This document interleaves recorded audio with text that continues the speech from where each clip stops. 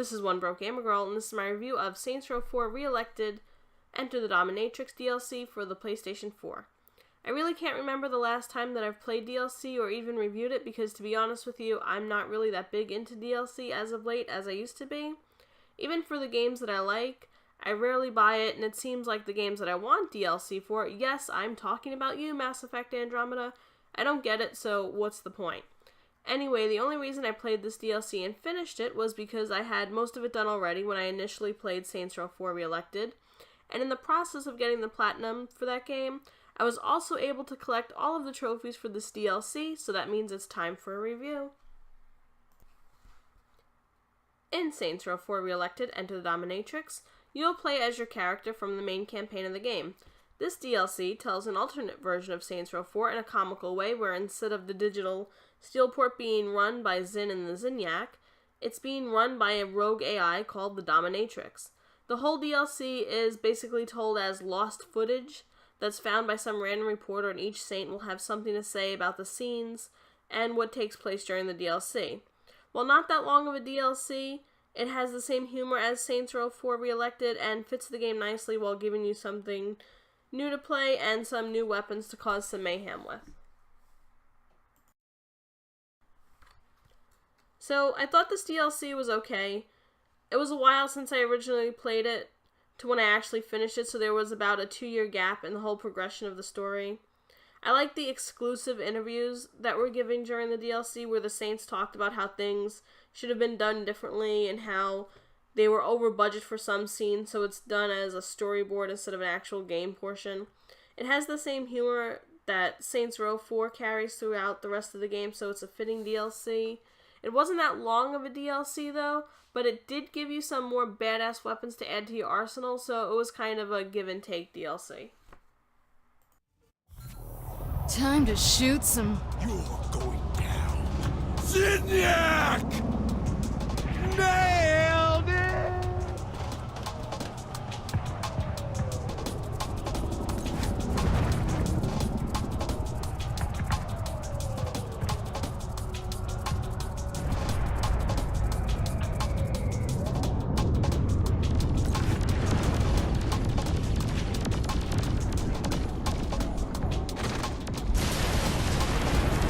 Let's clear the streets! We got your back, boss! Where's Josh? Who cares? Focus on the Zinn! People of Earth, surrender to the Zinn Empire and you will be spared. The Zinn have already taken over everything. Look at the buildings.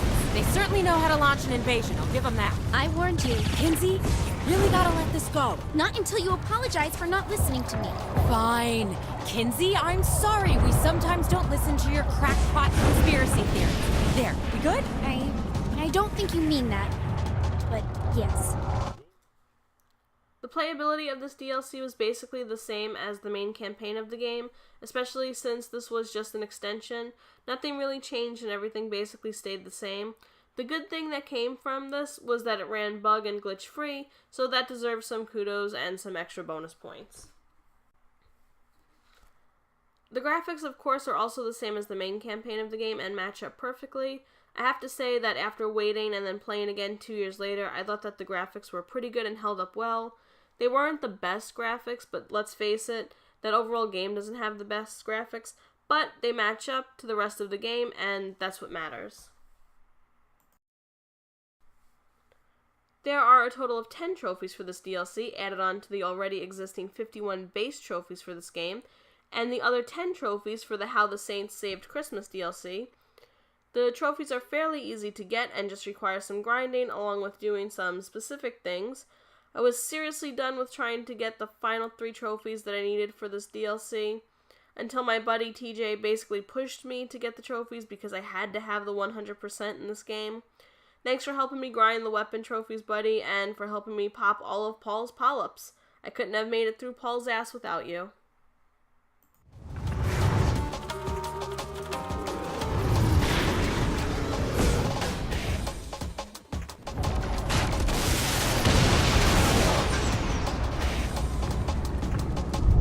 This is awesome! Nightblade owns the night! Ah!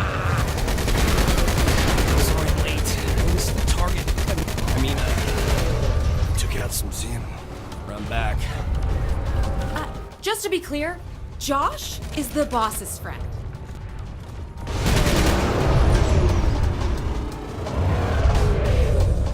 What's happening? Why is the ground shaking? Oh, I love this part. What the fuck is that thing?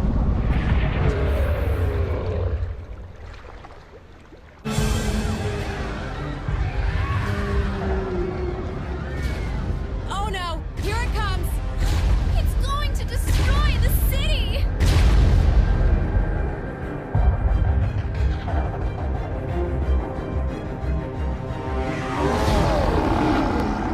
We have to do something!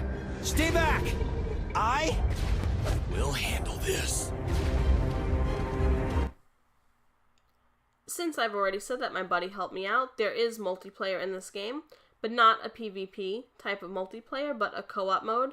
I don't mind this multiplayer, especially when playing with a buddy who wants to just be a complete jackass with me and not be so serious about things. Gaming should be fun, right? I have to say that this is one of those rare occasions where the multiplayer was just great because this game is just a silly one, and it's fun to just be silly with someone while playing the game. Overall, I give this DLC a 3 out of 5. Here's what's great about it. This is a pretty fitting DLC, and it tells an alternate but shorter story than the one told in the main campaign. It even throws in some extra stupid things for shits and giggles, because what would Saints Row be without all of the crazy shit that it does? Also, the playability and graphics are consistent with the rest of the game, and there are no bugs or glitches to report about. Even 2 years later, the graphics pretty much hold up on the PlayStation 4. Not to mention, this is one of the rare games where playing with a buddy is more fun than playing by yourself, as long as you have the right person to play with. Here's what's not so great about this. This DLC is extremely short, and the only reason that it was played was because it came with the game. If I had to pay for it, I would have been even more disappointed because it wouldn't have been worth the going rate of how much DLC costs nowadays. Also, some of the trophies require a real grind and can become annoying at times, especially some specific mission-based trophies that require you to do something. There is the option to go back and not start the whole DLC over again, but pick the missions that you want, but who the hell wants to do the same mission over and over again in order to get one trophy? So, if you have Saints Row 4 re-elected, you might as well play this DLC because it came with your game. It seems foolish to not play something that's included and you've paid for it. Anyway, if you're going to play, I would suggest playing with a friend because that's how Saints Row was made to be played, and it makes the game 10 times more fun, as you can just be a jackass with a friend. If you're thinking about purchasing this DLC for Saints Row 4 on the PlayStation 3, I would say that unless you are absolutely in love with Saints Row and have to play every single thing available to you, then skip it because it's short and not really worth the time it'll take to just run through it, and it's not really worth the money.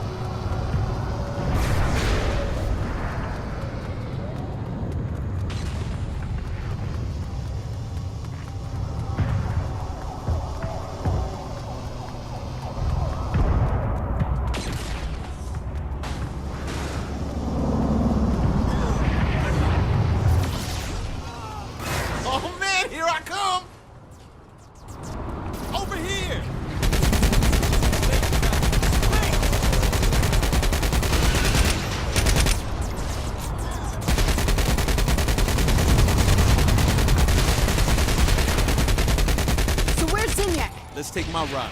I'll show you.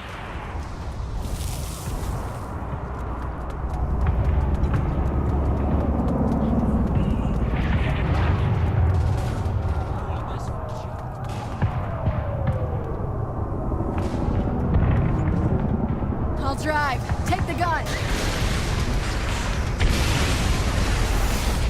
We need to take out these tanks.